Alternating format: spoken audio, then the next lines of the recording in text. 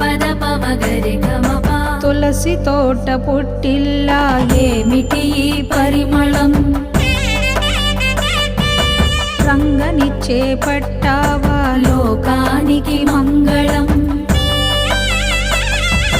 తులసి తోట పుట్టిల్లా ఏమిటి ఈ పరిమళం, రంగని చేపట్టావా లోకానికి మంగళం. పాసురాల గానంతో వికసించిన నీగళం, మధుర భక్తి గీతాలకు సుస్వర సేవాదళం. నీ దాల్చిన పూమాలను దాల్చి రంగనాథుడు అయ్యాడుగ నాటి నుండి పరిమళాల రంగడు.